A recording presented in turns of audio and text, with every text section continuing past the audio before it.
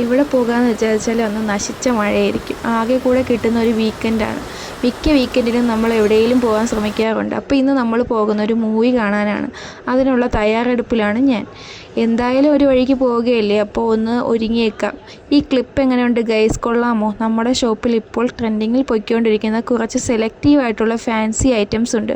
കുറച്ച് clips, neck pieces, watches, അങ്ങനെ കുറച്ച് ഐറ്റംസ്. ഞാൻ ഈ തപ്പുന്നത് എന്താണെന്നല്ലേ നിങ്ങൾ ആലോചിക്കുന്നത്? വേറെ ഒന്നുമല്ല ഗൈസ്, അതെൻ്റെ ലിപ്സ്റ്റിക്കാണ്. അങ്ങനെ നമ്മൾ ഷോപ്പൊക്കെ അടച്ചു. ഇത് നമ്മുടെ ഷോപ്പിൻ്റെ അടുത്ത് ഉള്ള ചായക്കടയാണ്. ഈ നിറഞ്ഞ പുഞ്ചിരിയായിട്ട് നിൽക്കുന്ന പയ്യനാണ് ആകാശ്. അപ്പോഴാണ് ഗൈസ് ആ നഗ്നസത്യം ഞാൻ മനസ്സിലാക്കിയത്. ഒരു റെയിൻകോട്ട് മാത്രമേ എടുത്തുള്ളൂ. പിന്നെ ഞാൻ കുറച്ച് കെയറിങ് ആയതുകൊണ്ട് അത് ഞാൻ ഇക്കച്ചിക്ക് കൊടുത്തു. അതുകൊണ്ട് നമ്മൾ പ്ലാൻ മാറ്റി പടം കാണാൻ കാറിൽ പോകാമെന്ന് തീരുമാനിച്ചു. നേരെ എൻ്റെ വീട്ടിലേക്കാണ് ഗൈസ് പോയത്.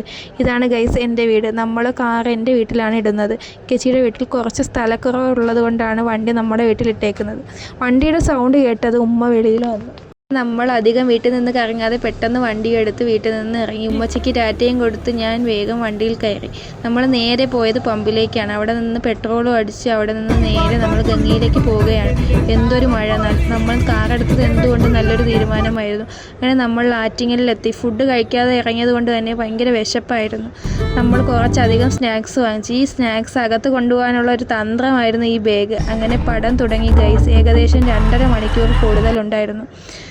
പടം അങ്ങനെ ഉണ്ടെന്ന് ചോദിച്ചാൽ അതെൻ്റെ മുഖത്തു നിന്ന് തന്നെ നിങ്ങൾക്ക് വായിച്ചെടുക്കാം. ഇക്കേച്ചി ഇവിടെ ഇരുന്ന് പല കോപ്രായങ്ങളും കാണിക്കുന്നുണ്ട്. അങ്ങനെ പടവും തീർന്നു. തിയേറ്ററിൽ വലിയ ആളൊന്നും ഇല്ലായിരുന്നു. പടം ഒരു ആവറേജ് മൂവിയായിരുന്നു. സ്നാക്സൊക്കെ കുറച്ചധികം കഴിച്ചത് കൊണ്ട് തന്നെ വലിയ വിശപ്പുണ്ടായിരുന്നില്ല. അങ്ങനെ നമ്മൾ 2 ഡബിൾ ഓംപ്ലേറ്റ് മാത്രമേ കഴിച്ചുള്ളൂ. സുന്ദരം തട്ടുകട അറിയാത്തവരായിട്ട് ആരും ഇല്ലല്ലോ. അറിയാവുന്നവർ കമൻറ്റ് ചെയ്യണേ.